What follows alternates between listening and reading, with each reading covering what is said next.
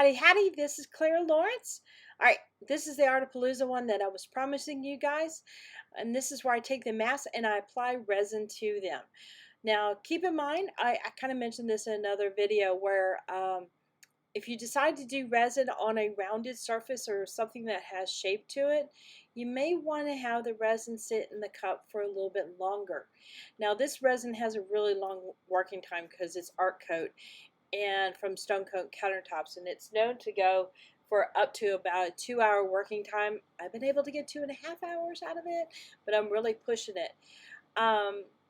And so typical resins, probably like, a half an hour, 20 minutes in the cup might thicken it up enough that it doesn't want to roll off your surface too much.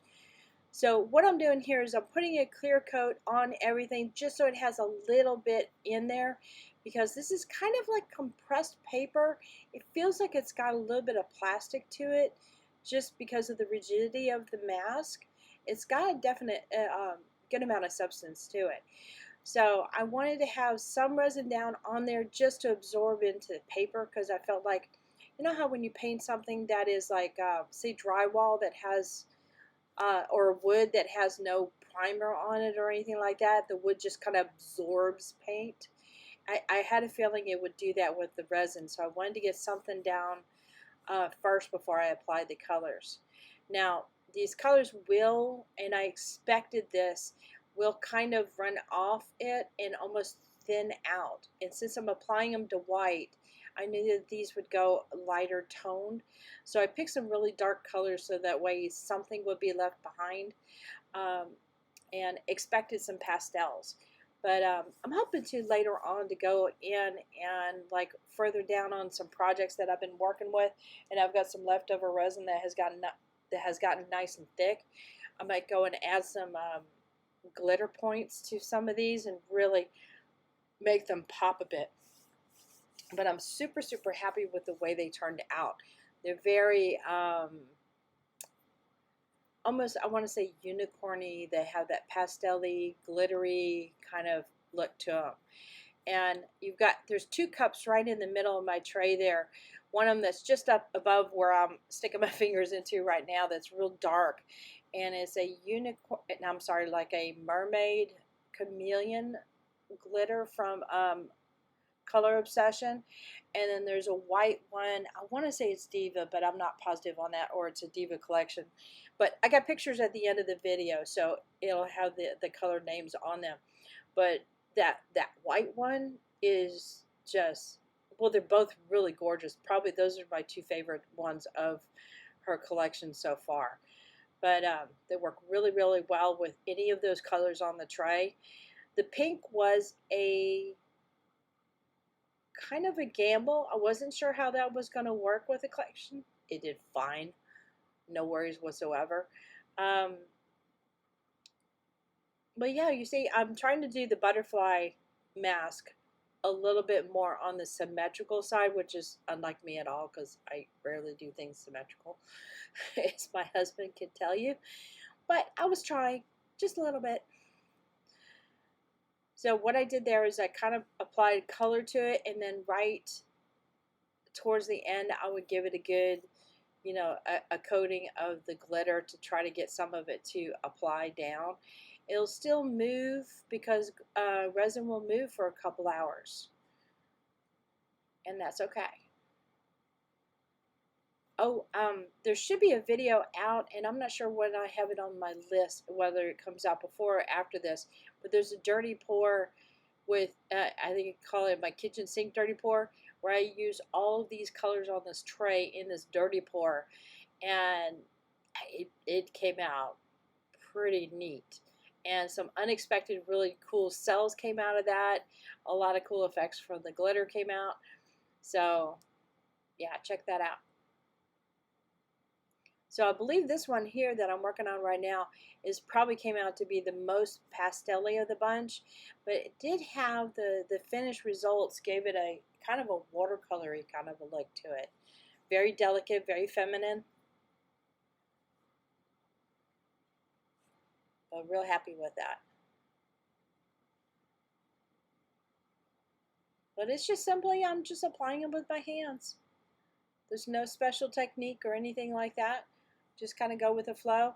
I did find that if you could put any dark colors around, sometimes kind of around the features of the eyes or the tip, like the bottom of the shape or the top of the shape, seem to be visually very appealing with masks.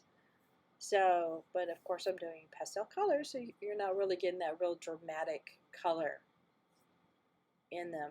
Now another thing I could do, and I thought about doing this on another version, is having an alcohol ink base to it, letting that set or dry completely, maybe put a UV spray on that, and then do a resin coat over top of it to get it, get a lot of color saturated in that. And I bet that would work out really, really nice.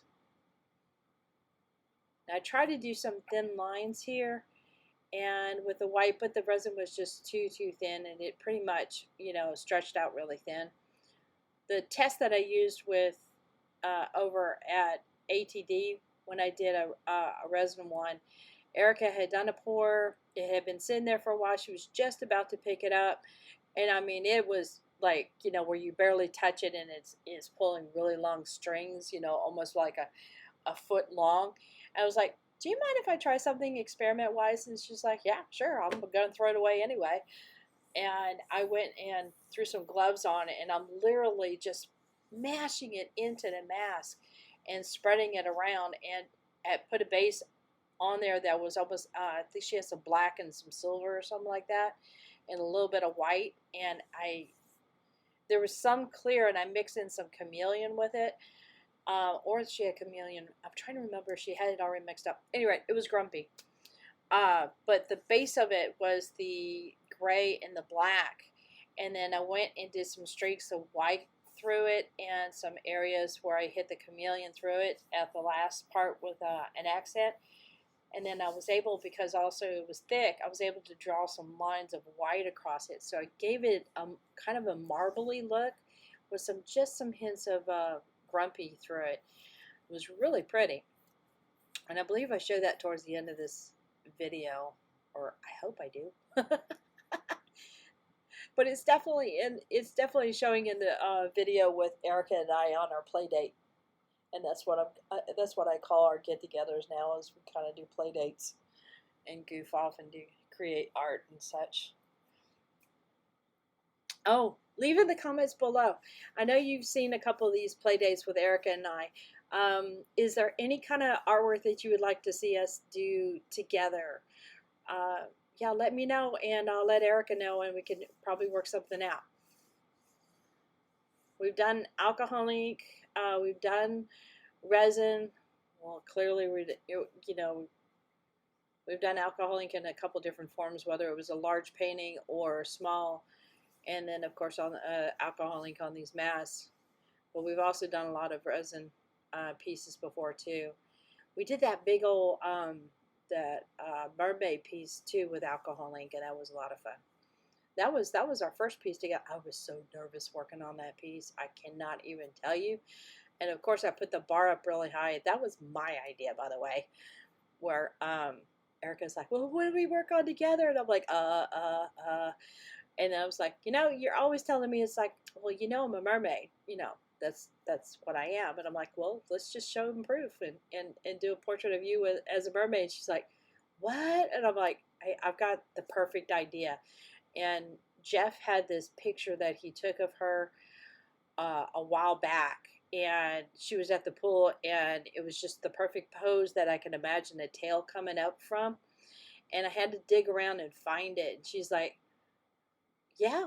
I'm like, do you mind if I draw from this? And she's like, no, not at all. I was so nervous.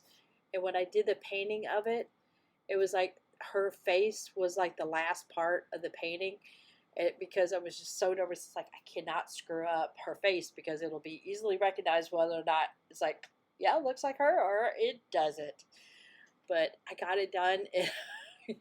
I think I put it off almost to the last minute, literally. But we got the piece done, and then we ended up working on the resin layer together, or a couple. We worked on a detail layer before the resin layer, and yeah, that was a great piece. So, all right. So I'm going to wrap it up and give you some detail shots coming up here. And I want to go ahead and end this with a my traditional, make sure that you put a like on this, subscribe, hit the notification bell so you get notified next time I put a video up. But also check the links below for any of the supplies I use, as well as my Etsy store. And check out Erica and Jeff's YouTube channel, artisttilldeath.com, their website, because they sell everything that you need to do resin art. Later, y'all.